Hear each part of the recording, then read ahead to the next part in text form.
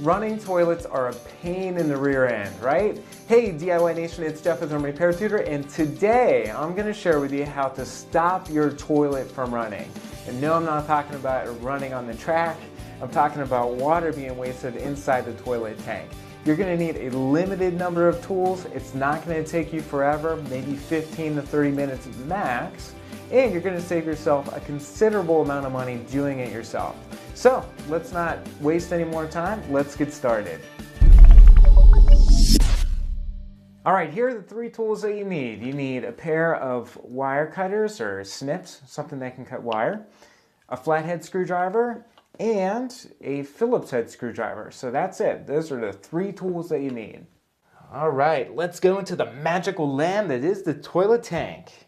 The first culprit you should look at is the flapper. Oftentimes the flapper becomes worn out because of mineral deposits, just regular use and being submerged in water.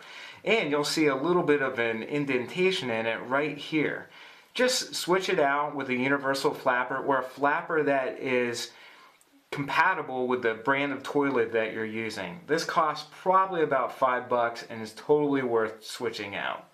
The second reason that your toilet could be running is because when you flush it, when you pull up on it, and you let the handle go in the toilet, the chain drops and gets stuck in between the flush valve, which is this black body here, and the flapper. And if that's the case, water is leaking in between the flapper and the flush valve. So the fix is to trim your chain that connects your flapper to the toilet handle. And you only want a little bit of slack in it. You don't want a ton like this. So just trim it with the wire cutters or your tin snips, whatever you have on you. Third reason that water could be running is because the water's going into the overflow tube right here. And that means that the water level in the tank is too high. So in order to make this fix, what you need to do is adjust the float. And this is the float, and there are several different kinds of floats in the toilet tank, but this is one, and I'll show you a second one here in a moment. But you need to adjust the height of this. Essentially, the problem is this float is too high. So in order to lower it, there's a little adjustment screw right here. To lower the float, what you need to do is turn this screw with your screwdriver to the left. And that will lower the float and, in essence, also lower the water in the toilet tank. A general rule of thumb is to make sure that the water level in the tank is anywhere from 1/2 inch to 1 inch below this overflow pipe. So you can make a mark on the overflow pipe with a Sharpie marker and make sure that the water level rises to that point. Alright, if you have an old school float ball like this one here, you'll need to adjust it instead of the float cup to adjust the water level in your toilet tank. So again, if your water level is too high, you need to make sure that this float ball goes down, because when the water rises, the lower the float ball is, the more sensitive it will be to triggering the stoppage of the water. So you can adjust the height of this float ball in two different ways. You can bend the float arm, like that right here, or like in this case, there is a screw right here that you can tighten or loosen. And when you do that, it's very subtle, but it will raise or lower the float ball. So that's how you adjust the water level with a setup like this one.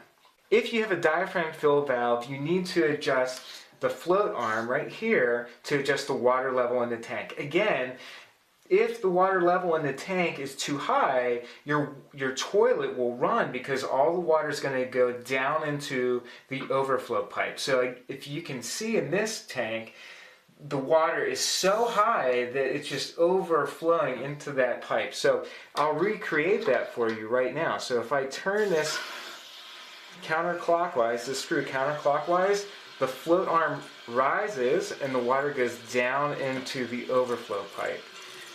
So what we need to do, or what you need to do to stop this from happening, is lower this float arm by turning the screw on top of the diaphragm fill valve clockwise. So turn it clockwise you'll lower this ball here, and you'll lower the water in your toilet tank and stop the toilet from running.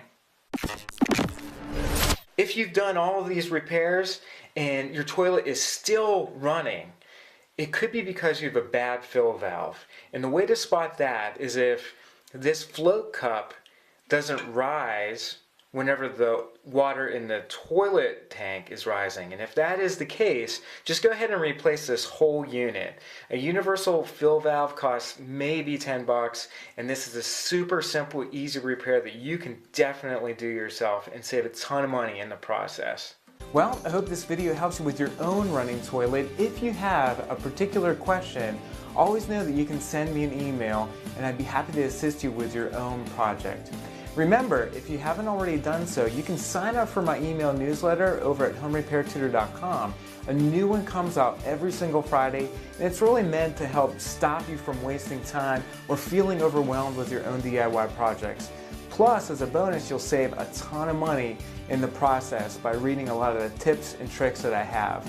So, until the next video, I hope you have a great day, and I'll talk to you soon.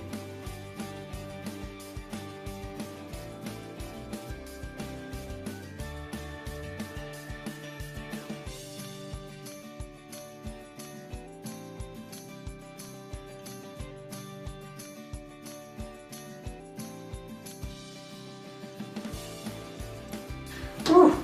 Good thing I cleaned this toilet before I did the tutorial, because we've been a little too up close and personal this whole time, if you know what I mean.